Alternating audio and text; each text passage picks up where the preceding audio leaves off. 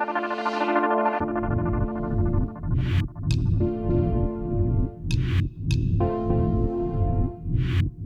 aprender a ampliar la mirada necesitamos algunas miradas amplias.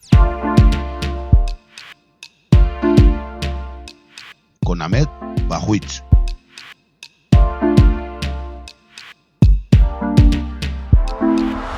Recuerden este número: 200 millones. Es la cantidad de niñas y mujeres en el mundo que han sido víctimas de la mutilación genital femenina, según recoge un informe de UNICEF. Para ampliar mirada respecto a este tema, contamos con la activista por los derechos humanos, con amplia experiencia en el sector social, con entidades como CEAR o ONG Rescate, integrante de Save a Girl, Save a Generation y joven embajadora en la Red Europea contra la Mutilación Genital Femenina. Amal Hussein, bienvenida. Hola, buenas. Pues contamos contigo para que podamos poner un contexto referente a esta problemática de derechos humanos a nivel mundial. Antes de nada, ¿qué es la mutilación genital femenina? ¿A quién afecta y qué consecuencias tiene? Para poner en contexto. La mutilación genital femenina es una práctica que afecta a numerosas niñas y mujeres a lo largo de todo el mundo.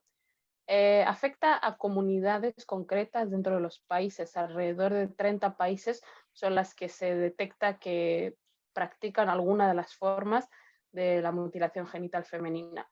Para que entendamos un poquito en qué consiste, se trata de una práctica en la que se realiza un corte. Puede ser un corte leve en la parte superior de los genitales, es decir, en el clítoris, o en lo que viene a ser el clítoris, los labios menores o los labios mayores.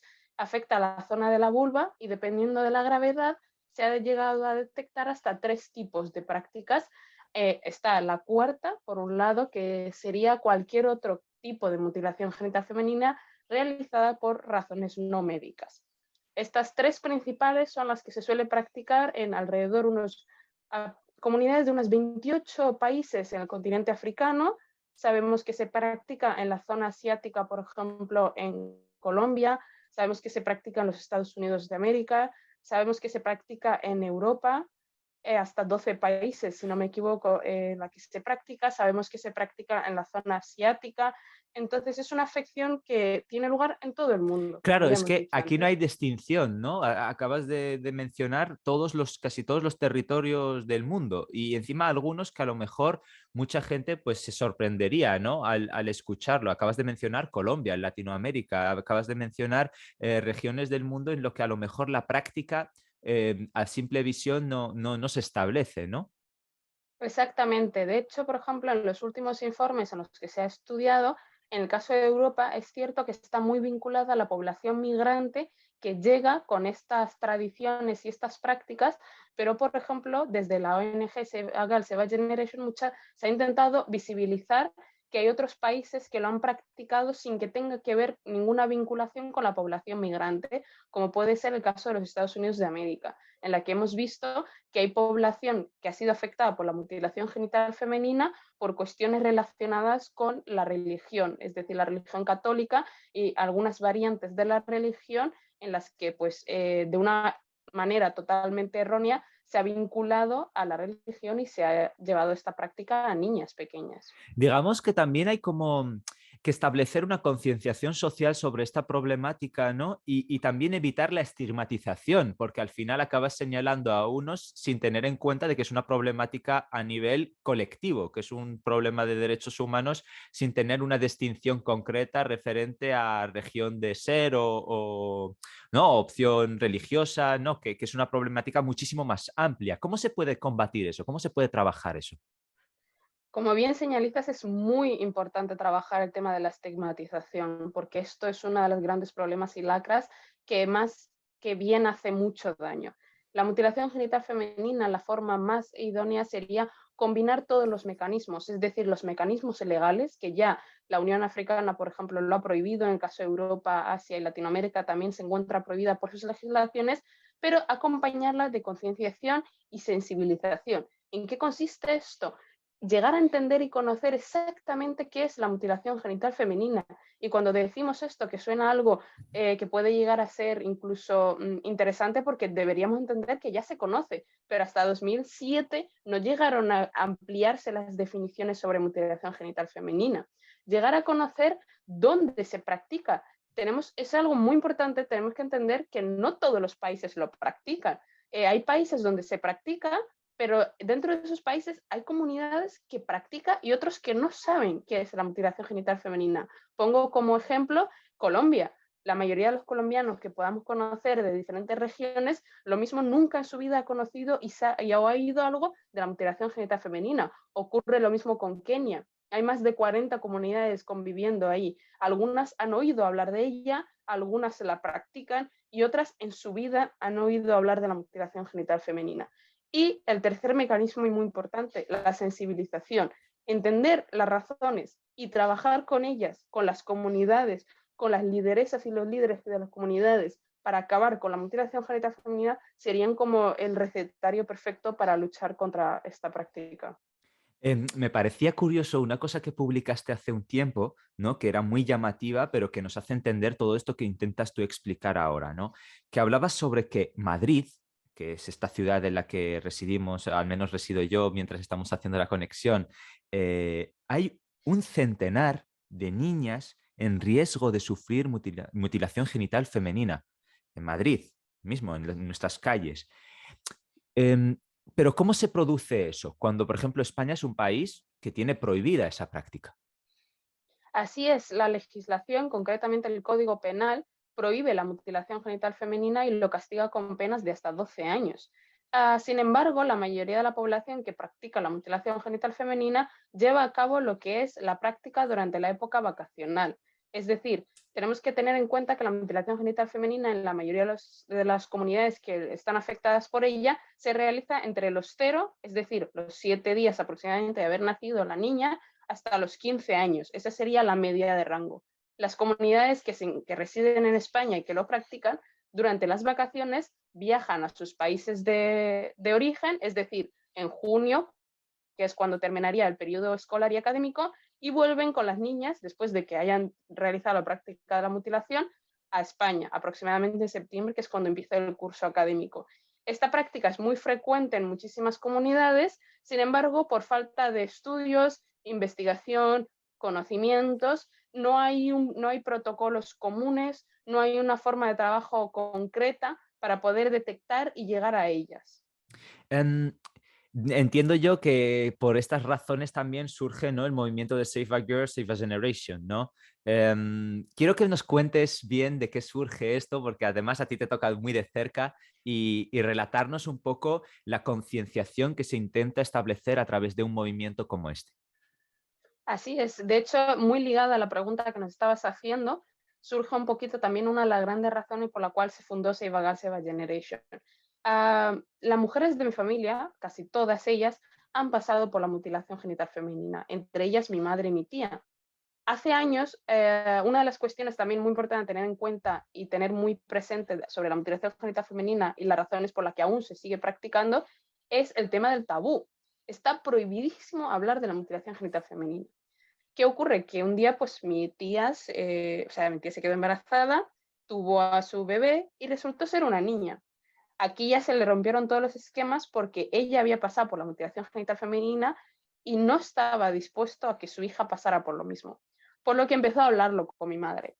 Entre las dos empezaron a cuestionarse qué era, por qué habían pasado por la mutilación genital femenina. ¿Era necesario? ¿Era posible romper con esta tradición? ¿Qué había que hacer para ello?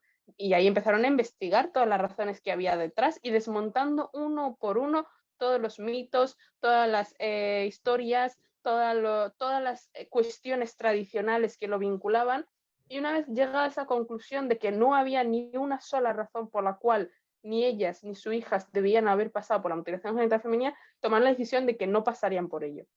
Con el tiempo se dieron cuenta que con esa decisión, aparte del enfrentamiento y todas las consecuencias negativas, suponía algo, un precedente, y es que habían roto con una tradición y la siguiente generación, que eran sus hijas, en el caso de mi prima y mía, no iban a continuar con la mutilación genital femenina. Por lo que salvándonos a nosotras de la mutilación genital femenina, se había logrado salvar a toda una generación, de ahí incluso el nombre de la ONG.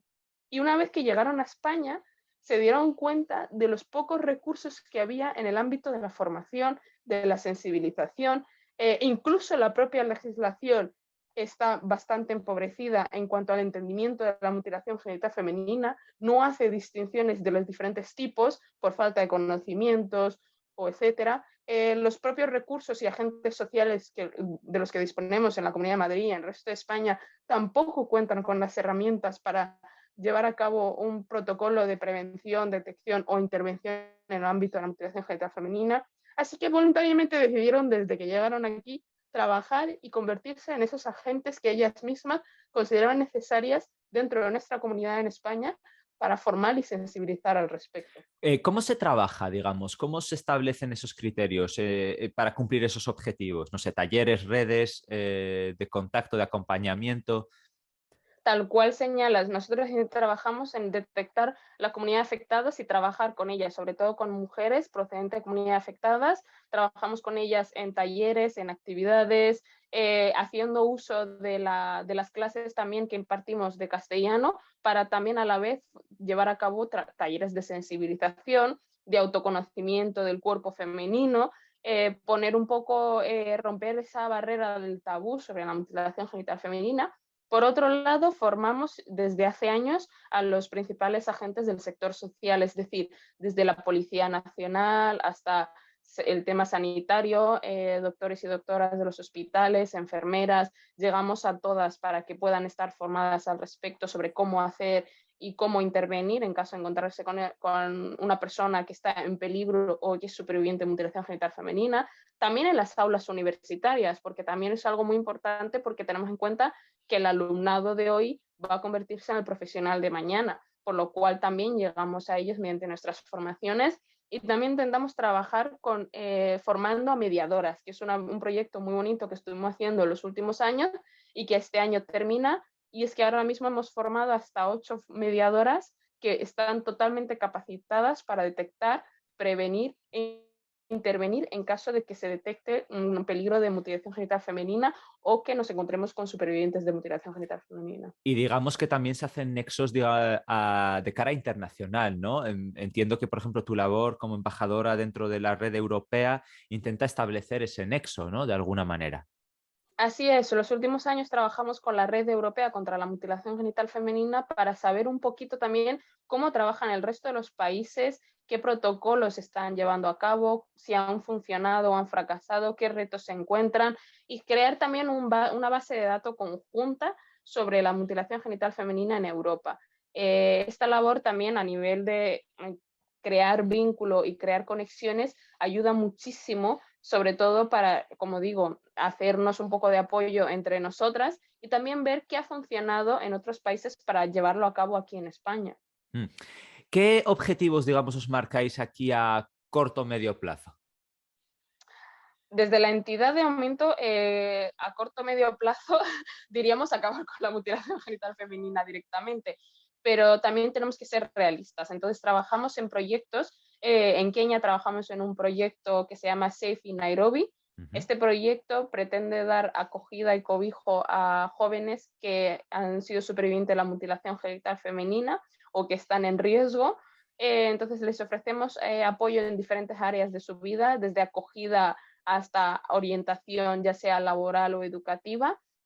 También hemos formado a agentes que consideramos importantes, que serían líderes en sus propias comunidades intergeneracionales, es decir, desde jóvenes, mediana edad hasta adulta, voces que consideramos que se les escucha en sus comunidades de 5 condados. Entonces, al formarles, ellos mismos serán parte de este trabajo en sus comunidades porque hemos detectado algo muy importante y es que no se logra acabar con la mutilación genital femenina y romper las barreras si esto viene de fuera. Es muy importante que venga de dentro y para eso necesitamos detectar quiénes están realizando esta labor, ofrecerles ese apoyo para que ellos mismos y ellas mismas se conviertan en estos agentes. Y aquí en España continuamos con nuestra labor de sensibilización, con nuestra labor de concienciación, Intentamos llegar a todos los agentes sociales para que sepamos un poquito más de cómo prevenir y cómo intervenir con las mujeres supervivientes.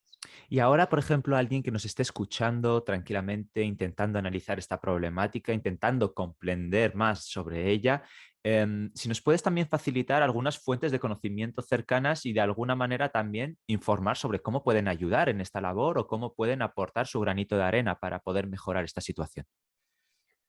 La mejor forma yo creo que es, como ya hemos dicho y hemos hablado bastante de ella, sería la de autosensibilizarnos y conocer qué es la mutilación genital femenina. La directora de nuestra ONG, Asha Ismail Hussein, se encuentra en todas las redes sociales activa, lleva años trabajando y sensibilizando, tiene contenidos visuales, nuestra página web se pueden encontrar informes, hemos realizado un informe a nivel europeo sobre cómo prevenir e intervenir en caso de mutilación genital femenina. Todos estos recursos se pueden encontrar en nuestras páginas web y siguiendo también las redes sociales de las presidentas de Sevagal. Y en ese ámbito yo creo que lo que viene bien es conocer, como ya hemos dicho, y trabajar directamente sobre qué es lo que podemos hacer a nivel de usuario, a nivel de ciudadanos. Es decir, en nuestras aulas, lo mismo hay alguien que pueda estar en riesgo de pasar por la mutilación genital femenina, o incluso en nuestro trabajo puede haber alguien que ha sido superviviente de la mutilación genital femenina. Poder conocerlo nos ayuda a acercarnos, a abrir esta conversación y romper con el tabú de la mutilación genital femenina. Pues Amal Hussein, muchísimas gracias por ayudarnos a ampliar mirada. Muchísimas gracias por invitarnos.